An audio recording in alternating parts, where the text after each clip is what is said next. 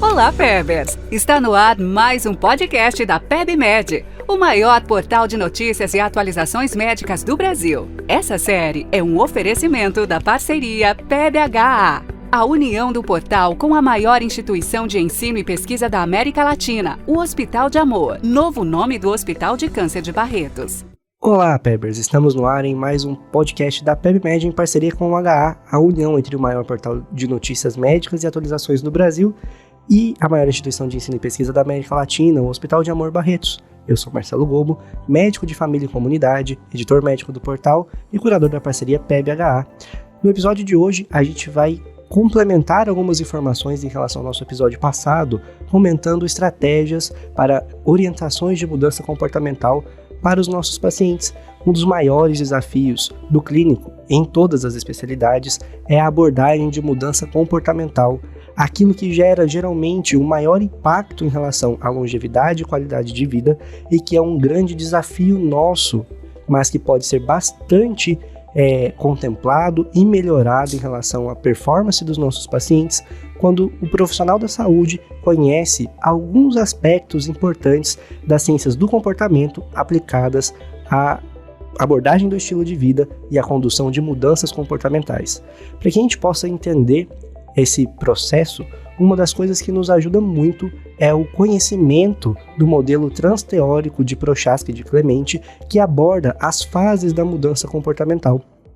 Nesse modelo transteórico, a gente tem 6 fases que são bem marcadas em relação às mudanças de comportamento e que nós, às vezes, nos familiarizamos ao longo da nossa jornada profissional no atendimento ao paciente e que o conhecimento e a identificação de cada uma dessas etapas potencializa o processo de mudança comportamental e a ativação de novos gatilhos de mudança de comportamento. Nesse modelo, Prochaska e de Clemente dividem essa fase de mudança de comportamento em alguns momentos que envolvem uma maior tensão ou propensão à mudança de comportamento. Na primeira etapa desse processo, a gente tem a pré-contemplação. Nessa fase de mudança comportamental, normalmente a pessoa não tem consciência do comportamento desejado ou dos malefícios do comportamento que é mantido ou da necessidade de mudança. A emoção predominante nesse processo é a negação. Por outro lado, a gente tem a contemplação. Nesse momento, o indivíduo tem noção das consequências de um comportamento desejado, mas não tem a intenção de estruturar nenhum plano ou de agir concretamente para o início dessa mudança comportamental. Depois desse processo, a gente tem a fase de preparação. Nesse momento, o indivíduo começa a planejar estratégias para que ele possa mudar o seu comportamento, para que ele possa iniciar uma transformação comportamental e ter um plano para executar esse processo. Nesse momento, você já deve estar bastante acostumado com algumas frases. Aquele momento em que a gente planeja a segunda-feira de se matricular na academia, a segunda-feira de começar uma nova dieta, um novo plano alimentar, a segunda-feira de iniciar uma nova rotina. Isso é esse ensaio comportamental. Esse momento é muito marcado pela ambivalência, em que a gente tende a um comportamento e de volta ao status atual. Depois dessa fase, a gente começa a ação propriamente dita, em que a gente vai executar o nosso plano, executar aquilo que foi planejado nessa intenção de mudança comportamental. Depois a gente tem a fase de manutenção.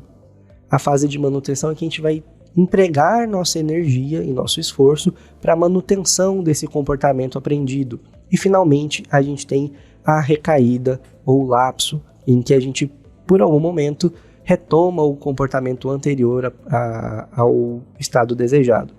O conhecimento dessas fases facilita na nossa abordagem terapêutica, especialmente na hora que a gente vai investigar os hábitos de vida e aquilo que é a nova mudança a ser compreendida. Os estudos dessa área de ciência do comportamento apontam que boa parte das vezes as preocupações do clínico e as preocupações do paciente são bastante divergentes na hora de instauração de um novo comportamento.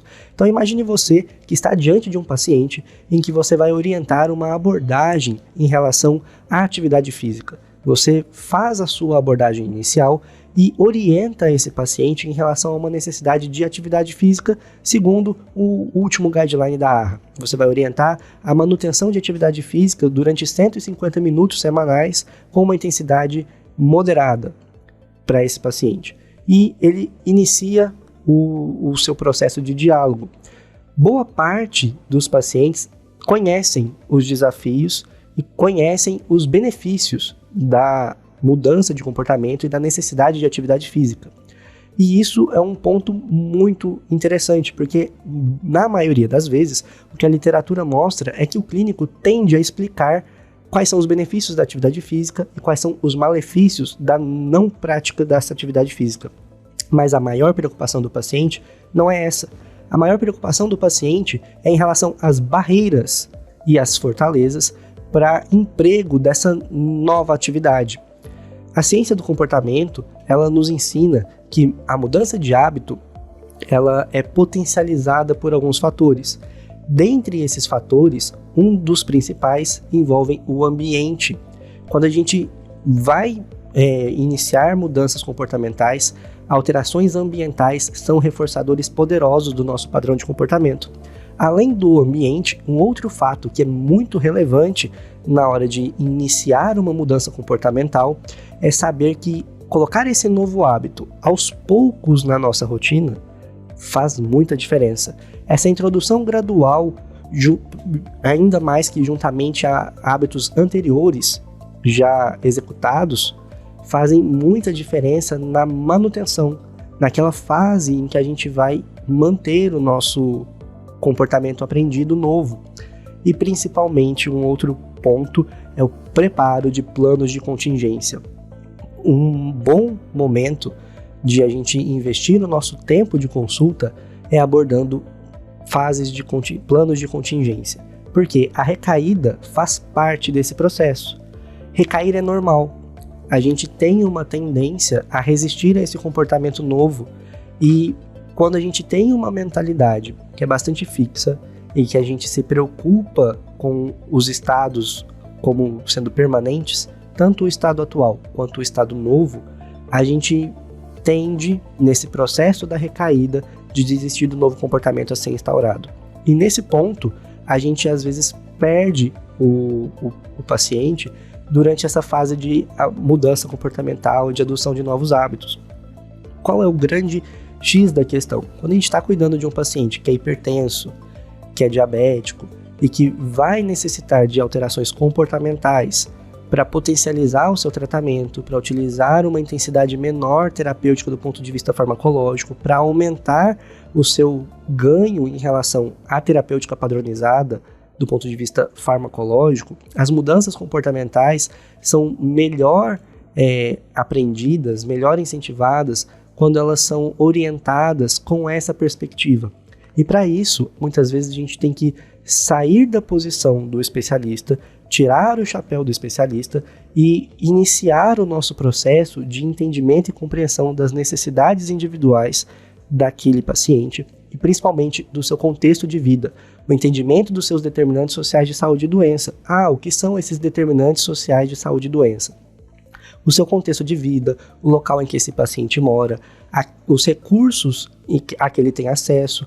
Então, ele precisa de iniciar uma atividade física, ele tem renda o suficiente para investir em uma academia, por exemplo, em um professor de educação física, ele tem acesso a uma academia comunitária, ele mora perto de algum lugar em que é possível se praticar atividade física ao ar livre. Esse entendimento dessa rede de apoio e dos equipamentos sociais que esse paciente tem acesso faz toda a diferença na vinculação, quando o paciente tem essas demandas ouvidas pelo profissional de saúde, aumenta o engajamento e a adesão. A adesão terapêutica, tanto à introdução do novo medicamento ou da terapêutica padrão, quanto de um novo comportamento ou de uma mudança de hábito. E com isso a gente tem melhoras de desfechos clínicos. quais desfechos? Tanto de mortalidade quanto de qualidade de vida. Esse ponto ele é essencial para a rotina de qualquer profissional de saúde, de qualquer profissional médico, independente da especialidade. Esse tipo de conhecimento de como a gente tem esses aspectos, esses hacks da mudança comportamental, quando a gente entende e traz isso para dentro da nossa rotina, a gente vai aumentar a adesão terapêutica do nosso paciente a um modelo de prescrição que a gente vai introduzir. Então imagine, por exemplo, que a adesão farmacológica vai envolver uma mudança de hábito na vida do meu paciente, que é a introdução desse novo fármaco, por exemplo. Quando eu oriento, entendendo os aspectos psicossociais desse paciente, os aspectos de vida, dos hábitos de vida, ele precisa organizar sua medicação sozinho, ele tem apoio com quem contar, essa medicação tem algum significado para ele, algum significado oculto, ele conheceu alguém que tinha diabetes e que faleceu desse problema, ele conheceu alguém que sofreu durante o processo da hipertensão com consequências da doença hipertensiva, e com isso ele mudou o seu comportamento ou tem algum medo associado. O contato disso, o contato com essas experiências do paciente vai gerar um processo que é da tomada de consciência e catarse, e com isso a gente inicia a ativação do novo comportamento, a gente inicia esse processo desse ciclo que o Prochaska e de Clemente descreveram. Então, quando a gente propicia dentro do consultório, com essa abordagem, com esse questionamento ativo desses aspectos, a gente automaticamente propicia a catarse e a tomada de consciência. Catarse é o processo de liberação ou de afloramento das emoções associadas a esse novo agente, e a tomada de consciência, aquele momento em que o paciente vai estruturar e ter os insights dessa necessidade de mudança comportamental. Você se lembra do modelo? A gente está falando justamente de ações que são importantes no momento da contemplação e da pré-contemplação, em que a gente vai ter uma tomada de consciência e uma catarse. A hora que a gente tem essa catarse, a gente vai caminhar dentro do nosso modelo para outros elementos, os elementos da preparação e da ação, que vão envolver justamente aquilo que a gente comentou anteriormente em relação às barreiras de comportamento. Enquanto o clínico normalmente pende para sua orientação em relação aos comportamentos, em relação à educação de saúde, o paciente tende a se prender às barreiras. Então, eu preciso me matricular a uma academia para iniciar a atividade física. Eu tenho renda para isso, isso vai impactar no meu orçamento.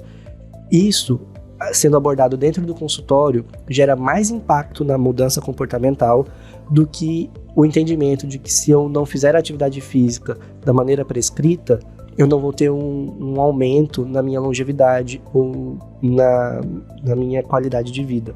Ou seja, quando a gente investe o nosso tempo de consulta abordando esses aspectos do paciente que são mais sutis, essas habilidades de comunicação clínica que são mais sutis, de tecnologia leve, a gente tem um aumento nos nossos desfechos, que são desfechos duros, como por exemplo a mortalidade, ou desfechos secundários, como a adesão. Justamente porque a gente possibilita essa mudança comportamental com maior eficiência. E esse ponto, muitas vezes, é um ponto que a gente ignora na hora de fazer a abordagem do nosso paciente, entendendo que o nosso papel como prescritor pode se encerrar simplesmente com a entrega da receita ou da nossa prescrição. A gente tem uma escolha nesse momento. A gente pode fazer dessa maneira, que já é a maneira mais simples, talvez, e menos dispendiosa pelas relações de transferência e contra-transferência com o nosso paciente, mas a gente pode dar um passo além, aumentando o grau de satisfação do nosso cliente, aumentando o engajamento dele com a terapêutica, aumentando a proximidade e o rapport, e com isso melhorando não só a relação médico-paciente, mas principalmente a adesão a um novo comportamento e a uma nova estratégia terapêutica. O grande desafio é como a gente começa. E a gente começa tomando consciência e liberando as emoções. E esse é o convite que a gente faz aqui para você.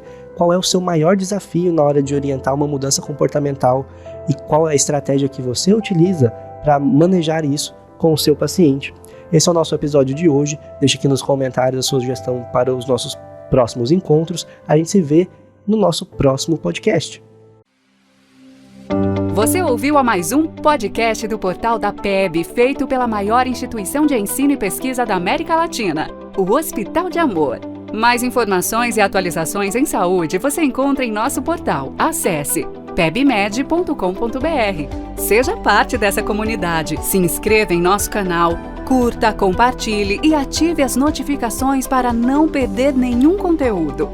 Faça você também ciência com qualidade, permitindo que mais conteúdos como esse sejam produzidos através da sua doação em hospitaldeamor.com.br/doe. O seu clique transforma tudo.